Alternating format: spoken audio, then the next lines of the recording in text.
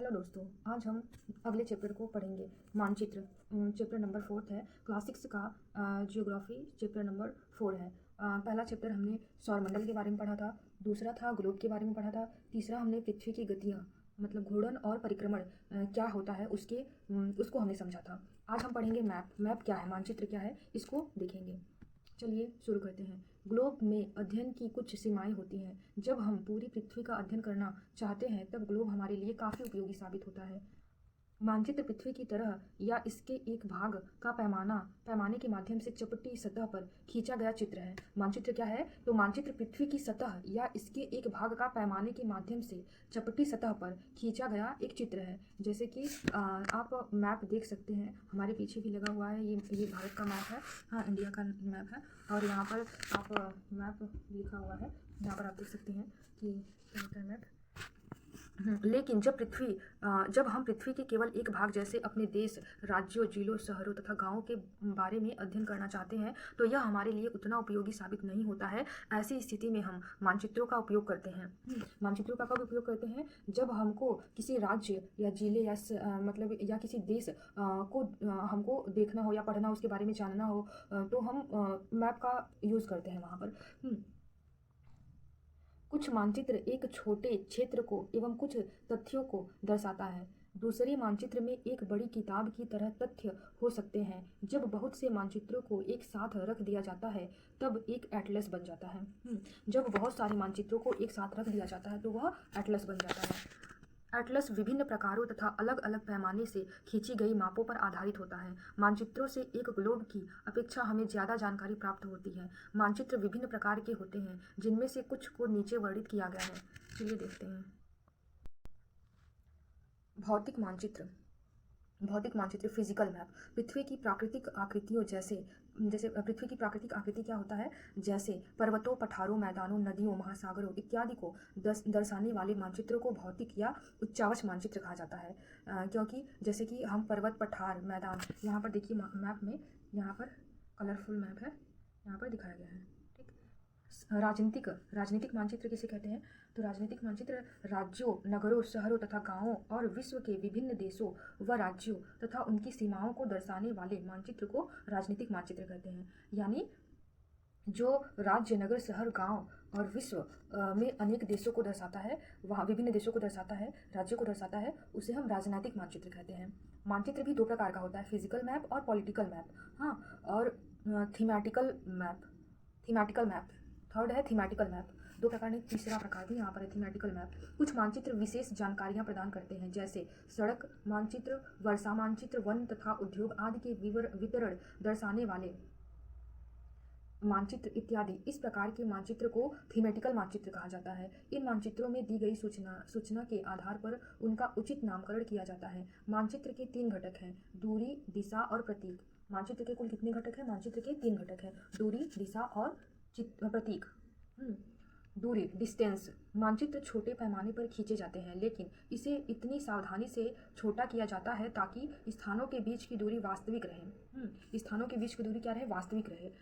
यह तभी संभव हो सकता है जब कागज पर एक छोटी दूरी स्थल की बड़ी दूरी को व्यक्त करती हो। इसलिए इस उद्देश्य के लिए पैमाना चुना जाता है। पैमाना स्थल पर वास्तविक दूरी तथा मानचित्र पर दिखाई गई दूरी के बीच का अनुपात होता है। पैमाना स्थल जो है वो पैमाना स्थल पर वास्तविक दूरी तथा मानचित्र पर दिखाई गई दूरी के बीच का अनुपात पैमाना स्थल होता है। ठीक, उदाहरण के लिए आपके विद्यालय एवं आपके घर के बीच की दूरी 10 किलोमीटर है, जिसे मानचित्र पर 2 सेंटीमीटर की दूरी से व्यक्त किया गया है। इसका अभिप्राय है कि मानचित्र का जो सेमी है, छोटा है, बहुत छोटा है, देखो यहाँ पर क्या दिया है कि उदाहरण के लिए आपके विद्यालय एवं आपके घर के बीच की दूरी 10 किमी है, जिसे मानचित्र पर 2 सेंटीमीटर की दूरी से व्यक्त किया गया है। इसका अभिप्राय है कि मानचित्र का 1 सेंटीमीटर स्थल के 5 किमी को दर्शाता है। मानचित्र का 1 सेंटीमीटर स्थल के 5 किलोमीटर को दर्शाता है, यह जो है व्यक्त किया गया है, को दर्शाता है। आपके रेखाचित्र का पैमाना होगा 1 सेंटीमीटर बराबर 5 किलोमीटर होता है। इस प्रकार पैमाना किसी भी मानचित्र के लिए बहुत महत्वपूर्ण होता है। अगर आपको पैमाने की जानकारी है तो आप मानचित्र पर दिए गए किसी भी 2 स्थलों के बीच की दूरी का पता लगा सकते हैं। अगर आपको पैमाने की जानकारी है तो आप मानचित्र पर दिए गए किसी भी दो स्थानों के बीच की दूरी का पता लगा सकते हैं। जब बड़े क्षेत्रफल वाले भागों जैसे महाद्वीपों या देशों को कागज पर दिखाना है तब हम लोग छोटे पैमाने का उपयोग करते हैं। उदाहरण के लिए मानचित्र पर 5 सेंटीमीटर स्थल के 500 किलोमीटर को दर्शाता है। मानचित्र पर 5 सेंटीमीटर जो है स्थल पर 500 किलोमीटर को दर्शाता है। इसको छोटे पैमाने वाला मानचित्र कहते हैं। जब एक छोटे क्षेत्रफल वाले भाग जैसे आपके गांव या शहर को कागज पर दिखाना होता है तब हम बड़े पैमाने का उपयोग करते हैं। जैसे स्थल पर 500 मीटर की दूरी को मानचित्र पर 5 सेंटीमीटर से दर्शाया जाता है, इसी प्रकार के मानचित्र को बड़े पैमाने वाले मानचित्र कहते हैं। बड़े पैमाने वाले मानचित्र छोटे पैमाने वाले मानचित्र की अपेक्षा अधिक जानकारी प्रदान करते हैं। दिशा क्या होता है? डायरेक्शन। तो अधिकतर मानचित्रों में ऊपर दाहिनी तरफ तीर का निशान बना होता है जिसके ऊपर अक्षर उत्तर लिखा होता है। यह तीर का निशान उत्तर दिशा को दर्शाता है। इसे उत्तर रेखा कहते हैं। जब आप उत्तर के बारे में जानते हैं तब आप दूसरी दिशाओं जैसे पूर्व पश्चिम तथा दक्षिण के बारे में पता लगा सकते हैं। चित्र में 4 मुख्य दिशाओं उत्तर दक्षिण पूर्व पश्चिम को दिखाया गया है। वे प्रधान दिग्बिंदु कहे जाते हैं। बीच की 4 दिशाएं हैं उत्तर पूर्व, दक्षिण पूर्व, दक्षिण पश्चिम, उत्तर पश्चिम। इन बीच वाली दिशाओं की मदद से किसी भी स्थान की सही स्थिति का पता लगाया जा सकता है। जैसे कि हम आपको बताएंगे कि यह क्या बताना चाह रहे हैं। यहाँ पर देखिए, ये हो गया ईस्ट, यहाँ पर हो गया ईस्ट, इधर हो गया वेस्ट, इधर हो गया वेस्ट, इधर हो गया नॉर्थ, इधर हो गया साउथ।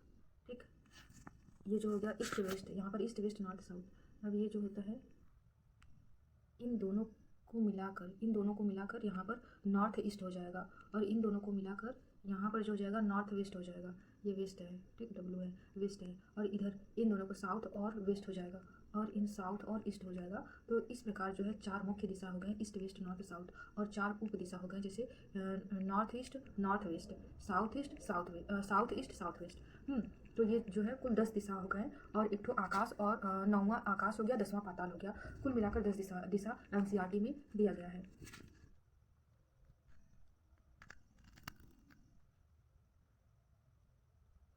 चलिए समझ लिए, आगे बढ़ते हैं।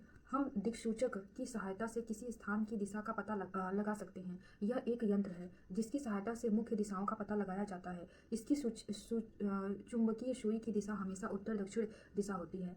यह हमने मतलब प्रारंभिक कक्षा में पढ़ा था कि चुंबक से हम उत्तर और दक्षिण दिशा का पता लगाएंगे। यदि हम किसी चुंबक को एक धागे में बांध कर उसको लटका दें, अपने हाथ में लटकाए रहें, ऐसे लेकर लटकाए रहें, तो वह जो है उत्तर और दक्षिण की दिशा में ही जाकर रुकेगी, उत्तर और दक्षिण की दिशा में जाकर रुकेंगी। जैसे कि पहले जब नाव से लोग मतलब यात्रा करते थे, यात्री जब नाव से समुद्र की यात्रा करते थे तो वो चुंबक के माध्यम से ही दिशाओं का पता लगाते थे। इसी तरह से प्रतीक सिंबल्स क्या होता है, तो यह किसी भी मानचित्र का तीसरा प्रमुख घटक है। पहला घटक क्या था?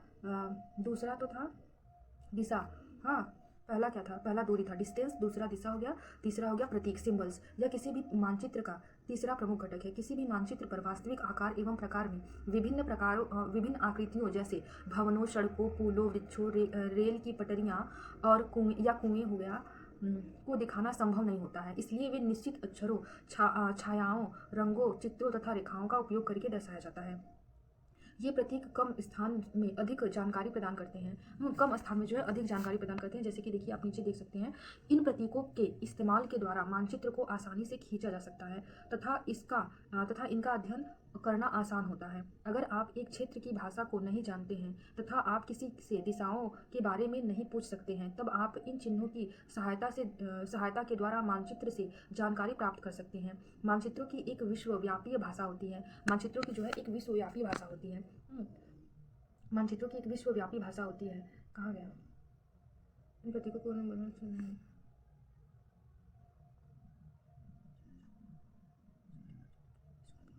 हाँ, जिसे सभी आसानी से समझ सकते हैं। मानचित्रों की एक विश्वव्यापी भाषा होती है जिसे जो है सभी आसानी से समझ सकते हैं। इन प्रतीकों के उपयोग के संबंध में एक अंतर्राष्ट्रीय सहमति है। इन जो है प्रतीकों के संबंध में एक अंतर्राष्ट्रीय सहमति है। रोड प्रतीक कहे जाते हैं, जिसे जो है ये रोड प्रतीक कहे जाते हैं। कुछ रोड प्रतीक चित्र में दर्शाए गए हैं, आप देख सकते हैं। इसको हम बड़ा करने की कोशिश करेंगे। इसमें लिखा हुआ तो नहीं दिखाई दे रहा है, जैसे कि रेल लाइन हम पढ़कर बता देते हैं। यहाँ पर लिखा है रेल लाइन। रेल लाइन को हम ऐसे दर्शाएंगे। रेल लाइन को जैसे देख लीजिए, रेल लाइन को हम इस तरह दर्शाएंगे, ऐसे कर कर। ये रेल लाइन हो गया। और दूसरा क्या है, सीमा। सीमा को जैसे हम ऐसे दर्शाएंगे, ऐसे कर कर। और नदी को हम ऐसे दर्शाएंगे, ऐसे कर कर, ऐसे। ये नदी हो गया, ठीक। फिर मंदिर को हम ऐसे दर्शाएंगे। मंदिर को तो जानते ही हैं आप, ऐसे दर्शाएंगे, ठीक। आगे देखते हैं। मंदिर को हो गया। फिर क्या दिया है,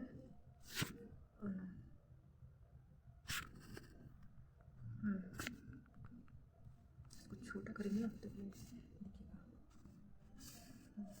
ठीक है। इसी तरह जो है मतलब ये सिंबल हो गए। विभिन्न रंगों का उपयोग भी इसी उद्देश्य से किया गया है।